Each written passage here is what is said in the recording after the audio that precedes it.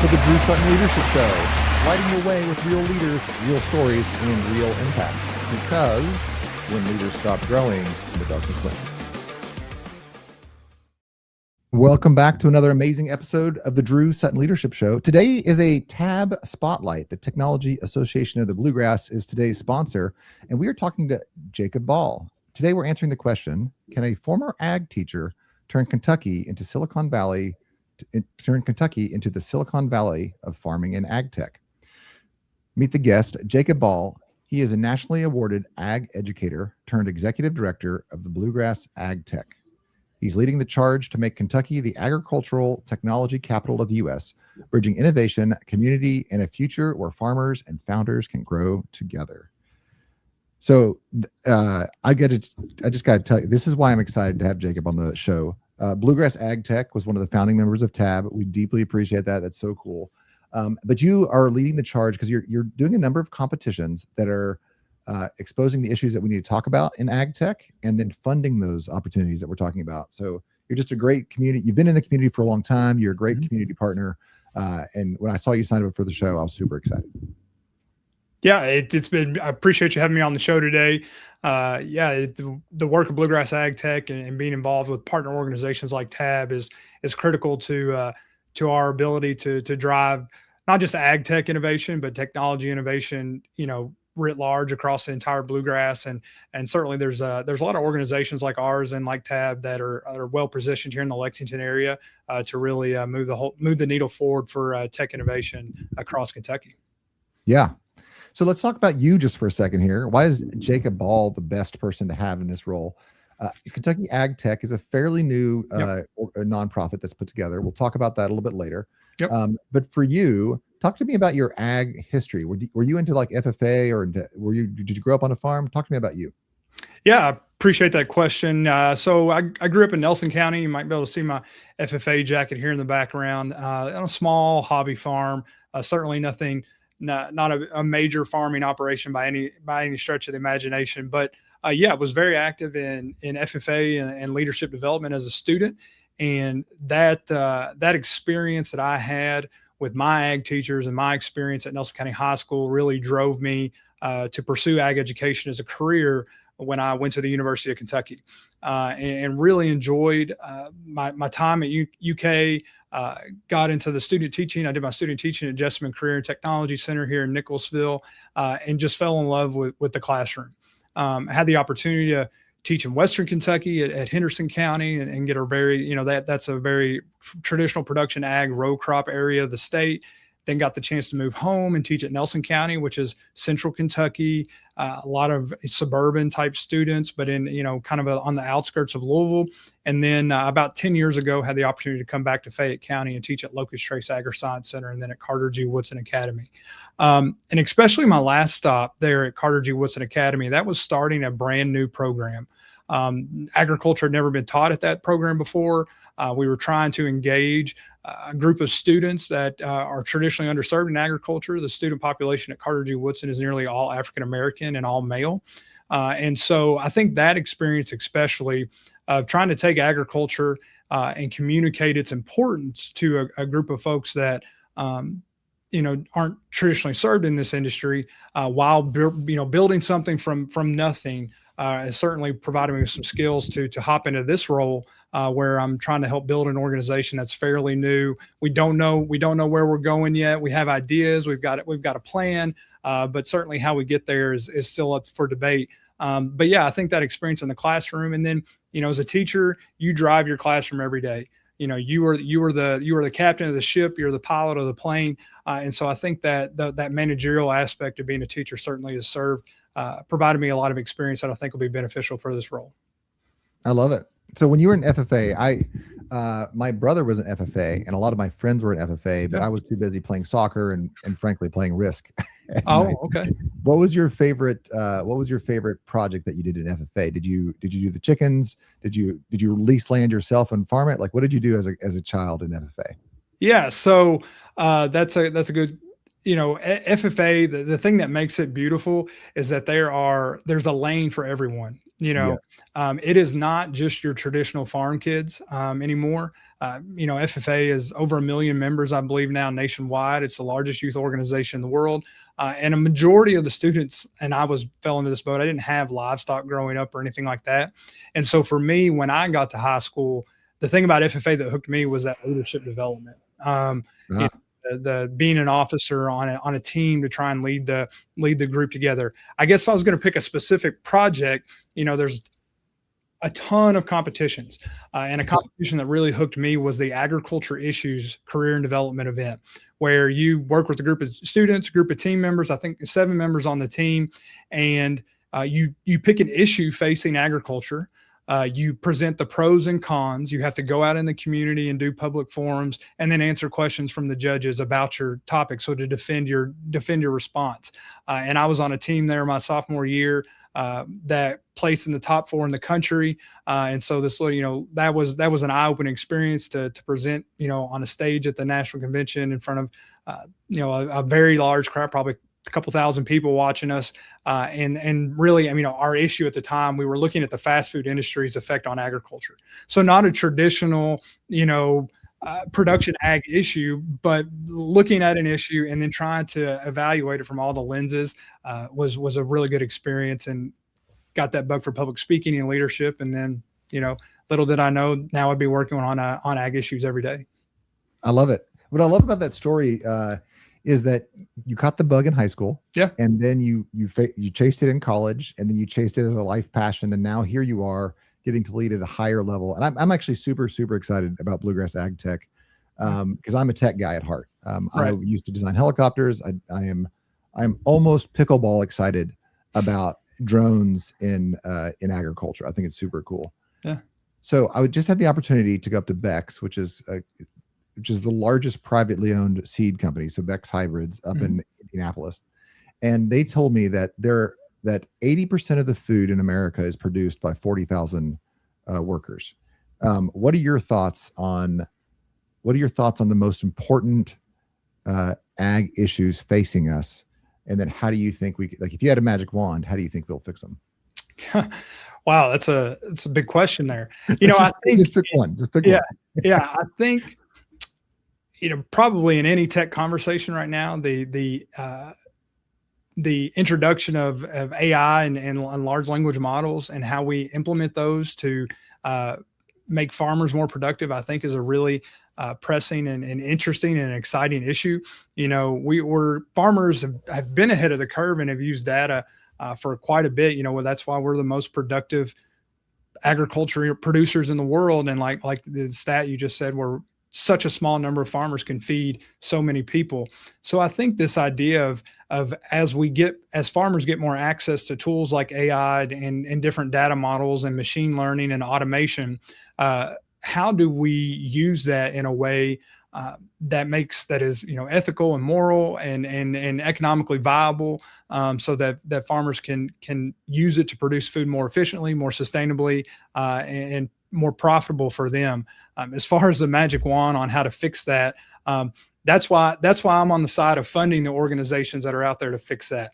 We have a lot of interesting companies that we've worked with, so I don't have the answer, but I do know that farmers need to be at the table and agriculture needs to be at the table when these decisions are being made.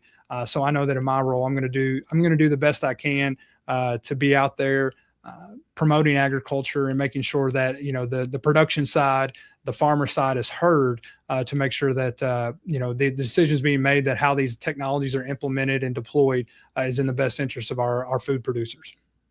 No, I love that. As a leadership guy, I think that I tell people that as a leader, you're a Tyrannosaurus Rex. You have a big mouth and little tiny arms. So it's really hard for us as leaders to personally make a difference in big issues. But if we can get out there and we can push the inspirational message, we can define what meaningful change actually is. That's one of the best ways that we can actually spark change. Yeah. And you're doing that with the grant program here. I'm going to let you talk about the grant program, and then I'm going to ask you, kind of some of your favorite stories out of there. But while you're talking, I'm going to be dropping the comments so that the folks listening can apply and can find access to that. So tell us what the grant program is and why you're excited about the grant program. Yeah, so I'll start by just a quick overview, of Bluegrass AgTech itself.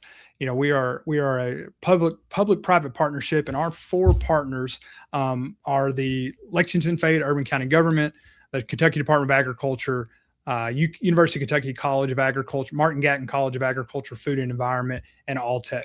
And so those 4 partners came together and developed what is now known as Bluegrass AgTech Development Corp, with the initiative to cultivate and drive agriculture innovation across the state. Particularly the first program that we've launched is our Challenge Grant program, and we're entering into our 3rd round of funding for that program. And we're able to deploy these dollars thanks to the generosity and the support of the Lexington Fayette Urban County Government. Mayor Gordon made it a priority and awarded $1 million from the city's budget to go into the organization. And then the Kentucky Department of Agriculture through the Ag Development Board matched that with an additional $1 million. And so we have this nice sizable grant pool that we've been awarding grants, and to date have awarded $925,000 and plan to award more here with this next round. That's not a bad number. So, and you've awarded that over the last year, right? Last 2 years, 2 cycles. Last 2 years. Okay. Yep. Yeah. That's pretty impressive. Yeah, impressive. The companies are doing great work, and we'll get into some of those. But to specifically to our upcoming grant cycle, the Challenge Grant, we're entering into the 3rd grant, and to reach those applications, you can find those on our website at bluegrassagtech.org, and go specifically to the apply page. And what our grant structure is, it's $100,000 dollar for dollar match grant. So folks that apply, keep that in mind. It's not strictly an award. The companies themselves do have to match that grant award. And so, there are challenge grants because we are trying to solve and fix problems that are facing our farmers and solve those problems through the solutions of agriculture technology. And so companies, as long as they align with the focus areas, we have 5 focus areas of the organization. Future-proofing animal protein, food is health, so sustainable access to nutrition, sustainable food systems, how do we produce food more sustainably, solutions for mid-sized farming, and then how do we leverage those Kentucky traditions of the distilling and equine industry. So if you are an ag tech startup in Kentucky, early stage, you have a technological solution that meets one of our 5 focus areas, and those are on the website as well, and in the application, you're eligible to apply. And we certainly want to have the best and brightest and most innovative ideas that can drive, solutions for Kentucky agriculture to promote economic development and economic growth throughout the state. And kind of, as you said at the beginning, how can we work together with the partnership and our partner organizations to truly make Lexington and the entire state, we are a statewide initiative, make us a new ag tech hub, so to speak, to where we have companies coming from across the country. We have locally grown talent to really drive and create ag tech innovations.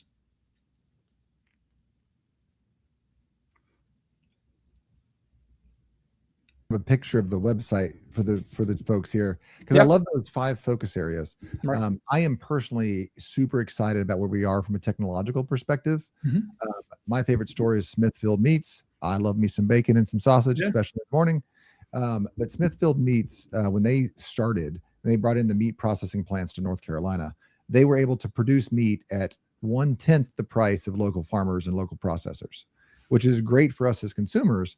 But all of a sudden, we have one company now doing 80% of the pork processing in America, which means even independent farmers are now, you're having to buy the breed of pig that Smithfield wants, and you got to get them aged up at the appropriate rate so that they fit the machines and the processing line. And again, as a consumer, I love some cheap bacon and some cheap pork. Right. However, from a supply chain perspective, we become beholden to a single entity, right? And monopolies are generally a bad thing. So can we make tech that decentralizes production, secures the protein pipeline, and keeps us healthy? I think that's something I'm personally passionate about. So that gets me excited. But what gets you excited? Now, I know that you're here to support all ag tech in Kentucky, and you support equally all of the applicants. But what lanes get you personally really excited about ag tech? Yeah, I think if I think back, just trying to reflect on in the first 6 months on the job here, with some of the companies that we've awarded in the first round and second round, there's a lot of, like you said, they're all great companies. I've learned in the startup world to have, we've awarded 10 companies and they're all still have operations and they're all still growing. So that's a win in itself there in the startup space. But thinking back, I had the chance to go visit Lepidex here in Lexington, Kentucky, and it was that they have a really unique biopesticide where they are introducing a virus into moss. Yeah. The moths go out into the cornfield, and as those moths breed, they sterilize their partner and prevent them from having the offspring from having the worms that then go and destroy the corn plant. Crazy, Yep. what a unique way to approach pesticide and pest management that reduces the need for synthetic chemicals. And walking through their facility, it's right here, right in the middle of Lexington. I was talking with one of their folks yesterday at the Lexington Startup Breakfast, and we were joking. She's like, when people come visit us, if they think they're lost, they're in the right spot, because it looks just like a normal building, a house, and you walk in and they've got 3D printers rolling with different trays and rooms full of moths, and it's really, really exciting, and they're growing, and hopefully we'll really start seeing some growth here in the next year. So that's one right here in Lexington. And then, right on when I got on the job, I got the chance to go out to Murray, Kentucky to see Hempwood, which was one of our first round winners also. And they've got a really unique product where they are taking the hemp fiber, which I know hemp has been in the news a lot right recently, but the fiber hemp, which to my knowledge, isn't affected by any changes in legislation. They are taking this hemp fiber, which there was a lot of buzz around a few years ago and some challenges with that, but they are buying hemp from Kentucky farmers and creating a flooring product. They made me a name print, but it's a wood substitute, and their product is a flooring substitute. So you walk in and you have an entire floor made of hemp with soybean oil. It has no formaldehyde or volatile compounds that get released from it. So again, and those are two examples, I think, of the types of companies we want to try to fund at Bluegrass AgTech. You have Lepidex on the side, that they have a new technology that will provide a solution for farmers, which is critical. Yeah, how can we make farming more efficient and better? Then on the other side, we're also funding innovative technologies that will buy or provide a new market for Kentucky farmers.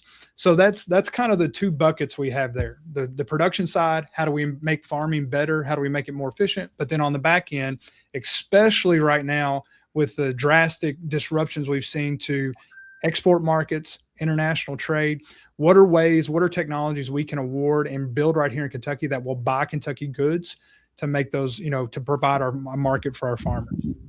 Yeah, I love that. I'm just thinking, I'm actually kind of caught on the wood product there. It's a very cool thing. Yeah. You've mentioned some of the founding sponsors of Bluegrass AgTech. Right. Who are some of the other community members, maybe external to Kentucky even, that you really see as a great partner? Yeah, great question. Part of my role so far has been trying to get it's connected with different groups as I can. And as you mentioned, we're a new organization. I believe the official launch was in fall of 2022. The first challenge grant went live in 2023. And I'm the only, full-time permanent kind of employee or person working on behalf of the organization. And so it's critical for me to find those partnerships to leverage outside of just the board members themselves to grow this initiative. And so, like I said, we have the board members: Lexington, Kentucky Department of Agriculture, Kentucky Department of Agriculture, UK, and Alltech. But I think within Kentucky, it's been a great experience for me to learn about all the resources, especially on the entrepreneurial side. Working with the Kentucky Innovation Hubs across the state. We have a great hub right here in Lexington with Awesome Inc. But the other hubs are doing great work to really provide that entrepreneurial support. Getting tied in with groups like the Small Business Development Council, the coaching and those sorts of things. How can I facilitate connections with support for entrepreneurs that are oftentimes on an island by themselves. And so getting tied in with those groups. And then obviously, I've got the short list of those major ag companies across the country that might hopefully get involved someday, whether that's in a funding or, mentorship capacity or those sorts of things. So there's a lot of groups out there, but certainly leveraging the existing resources within the state are critical for our success. Yeah. So I'm gonna swap my hat here. We've been talking tech. I'm a product guy. I'm an engineer.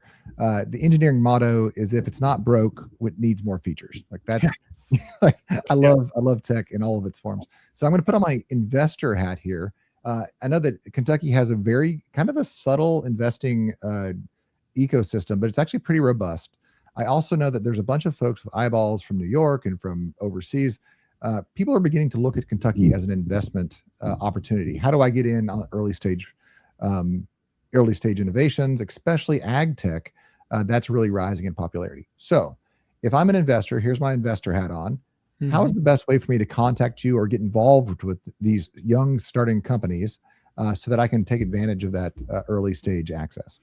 Yeah, that's I get that question more so on the company side, like how can you connect me to investors? But we've got the website. Obviously, you can reach me there immediately or send me an email at info@bluegrassagtech.org. But yeah, so exciting thing that we're hoping to do here with our next round of Challenge Grant Awards, which applications open now. That application closes in February, and we'll hope to award those next summer in June or July. But we hope to launch and provide more support for our entrepreneurs by developing a cohort or leadership fellowship that we're looking for mentors. We're looking for folks that have a vested interest in helping drive and grow growth for these companies. And my goal, my vision, that this time in 2026 or early 2027, as those companies finish out that cohort, I want to put them in a room with, venture capital funds, with investors, private equity, and say, hey, here are 5 or 6 of the most exciting ag tech companies in the state of Kentucky. We've provided them some non-dilutive capital that's helping, grow their business, scale them, product market fit, customer preference, whatever their needs are. We've provided them with a solid 6 to 9 months of networking within the different networks within Kentucky. They're tied into Kentucky Ag, Kentucky Tech. Now hear their pitch. So if you're an investor or a fund or a manager or whatever it may be, certainly get in contact with me and see if there's a way to tie you into our organization and learn about our companies that are coming up. And then again, we have a small portfolio. We've got 9 companies that we've awarded thus far, and some of them are in that funding stage, and I would love to make a connection to try and see if we can make a good fit for them, a good fit for the investor, and see if we can help grow these companies even more. I love it. Here is, for those that are watching the show, of course, you're probably catching this on YouTube or Facebook or LinkedIn, primary audience being LinkedIn. This is how you can get a hold of Jacob Ball, Jacob-Ball-BADC, Jacob-Ball-BADC. Reach out to him and start that conversation. Yeah. One of the coolest things about Kentucky's ecosystem is that it's full of Southern charm and deep connection. Yeah. There's always folks donating their time as mentors and folks that are connectors for other people. As you've been here, what are some of the cool stories about relationships that you've seen develop? Yeah, I think that's a good question. For me, coming into this role, the first and most impactful, I think, relationships are with the board partners themselves. Little did I know a year ago when I was teaching the classroom that I would be working when this position was shared with me by a good friend and colleague that said, "Hey, Jacob, this is right up your alley, man. You might, if you ever wanted to leave the classroom, this might be a unique fit."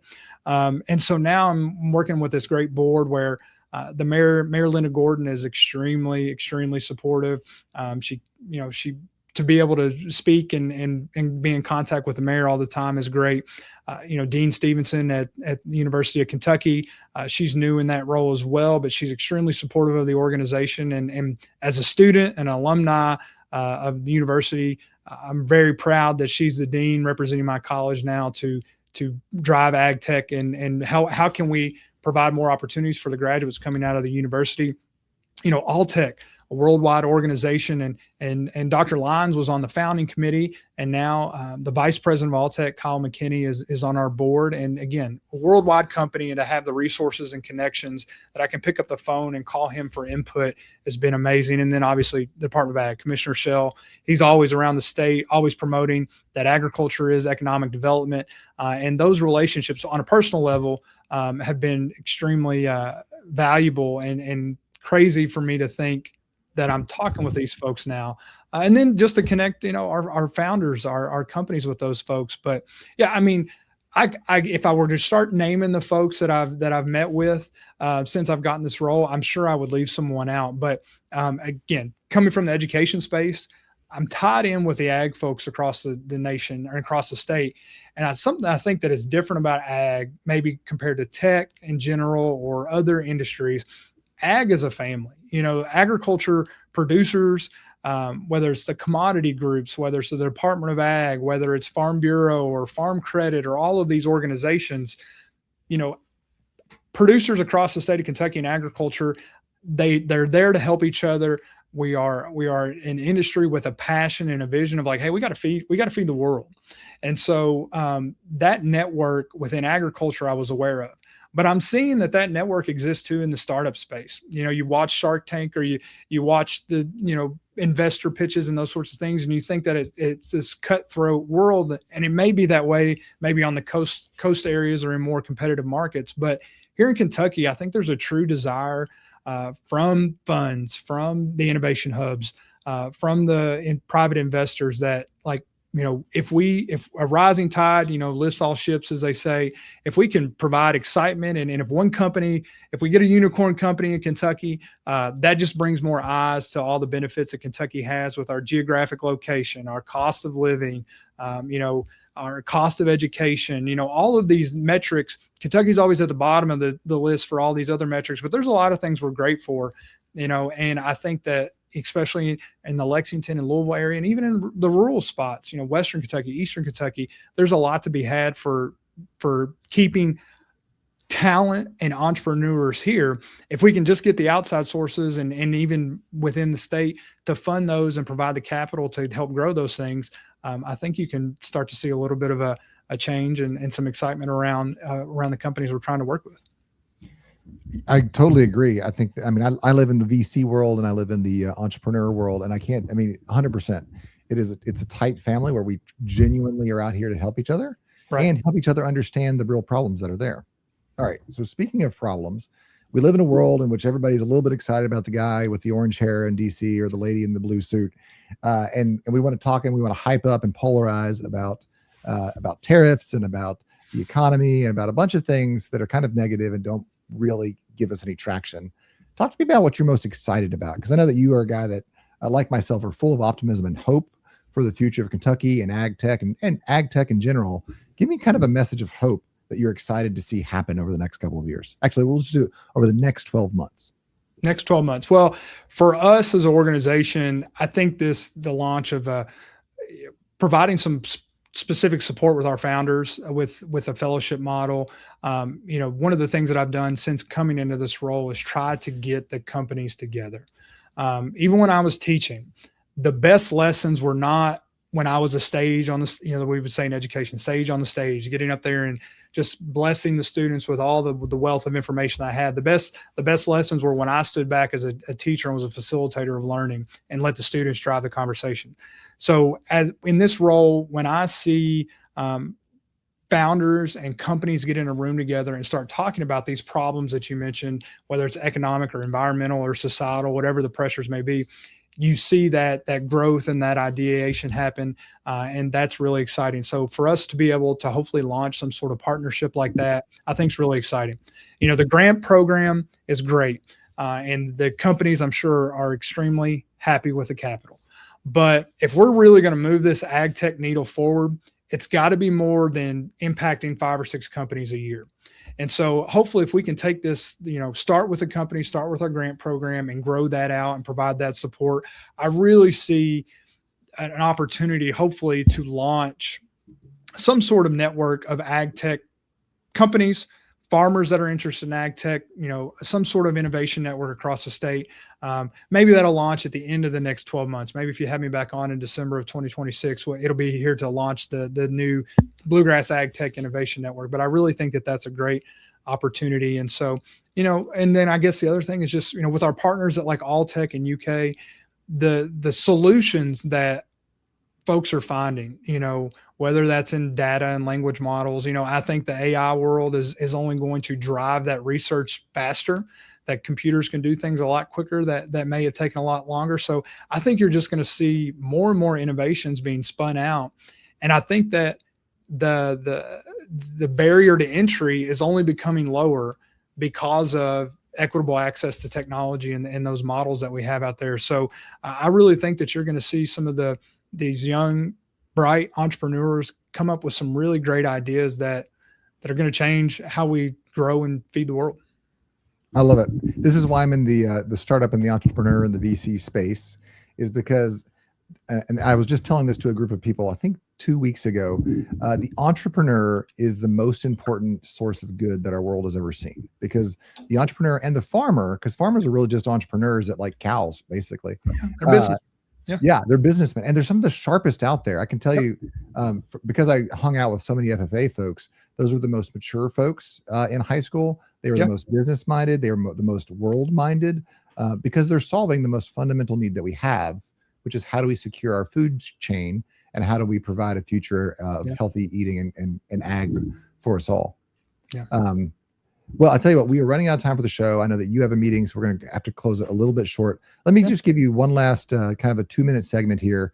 Talk to me about Bluegrass AgTech, and just the floor is yours, and then I'll close this up. Yeah, I think, just in closing, Bluegrass AgTech, although we're a new organization, the partners, again, I'll mention them again, Lexington Fayette Urban County Government, University of Kentucky Martin Gatton College of Agriculture, the Kentucky Department of Agriculture, and Alltech. Those founding partners had a mission, like how can we really move the needle? How can we make Kentucky an ag tech hub? How can we build this ecosystem?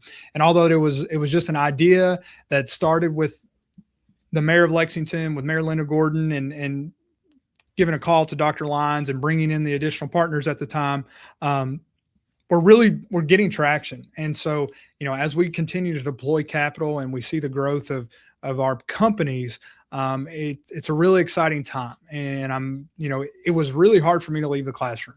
I consider myself a teacher. That's more of a calling instead of a job. And so, I've moved from teaching students and trying to grow, them through education, to how can I help grow entrepreneurs? How can I help teach and connect founders and startups to growth? And so when this new opportunity came aboard or came up to me, it truly was an opportunity that I didn't want to pass up. And, it's exciting. Like, when we start talking about giving out capital and you see the impact that it's making, and, I could go down the list. There's all the companies that we've awarded. There's just from, I mentioned Hempwood and Lepidex, but there's, Red Leaf Biologics with, new sorghum varieties that are changing the food dye space. You have Sunflower Fuels, who's growing Macanthus on reclaimed mountain sites in Eastern Kentucky and turning that into biofuels.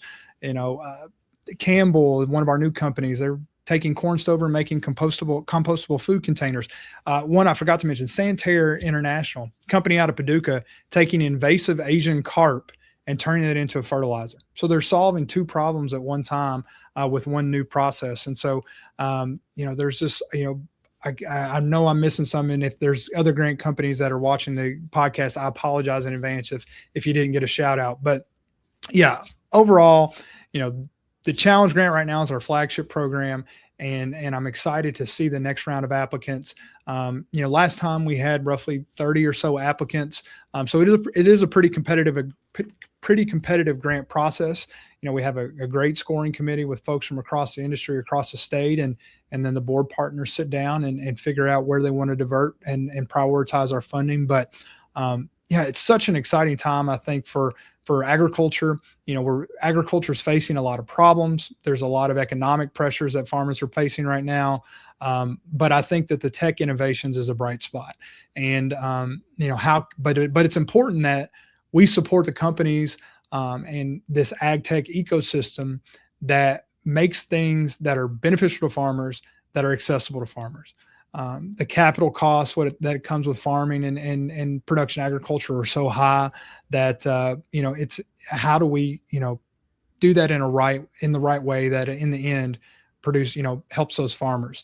And I'm fortunate. I'm excited. I've loved every minute of this job and this new calling. And so I just appreciate all the folks that I met along the way. They've all been instrumental. It helped me get this thing going. And fill out if you are an ag tech entrepreneur, please apply. If you know an ag tech entrepreneur, send them the link.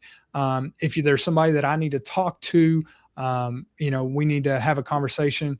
I'm always willing to meet and drive from anywhere in the state to promote the organization and try to connect folks, because we want to find the best ones. We want to award. We wish we could award every company $100,000, but since we have the fortunate support of the board partners, we want to make sure that we pick the best possible companies we can that are really going to move this whole ag tech ecosystem forward. I love it. I think you guys understand why we had Jacob on the show. He's a man that's been doing ag tech his entire life, from high school through college, through a lifetime of teaching, and now he's leading the bluegrass and the Kentucky ag tech scene. He's full of humility, but also passion and optimism. Listen, if you are an ag tech professional and you're saying to yourself, how do I get started? Reach out to Jacob. If you're an investor and you say, I want to start investing in the most important area of tech in our country, which is how we feed our families and how we grow our crops and our food, reach out to Jacob. He has a plethora of relationships, of mentors, and of entrepreneurs that know what they're doing and are really going to make a dent and move Kentucky and the U.S. forward into the next stage. Jacob, thank you so much for being on the show. And with that, we are out.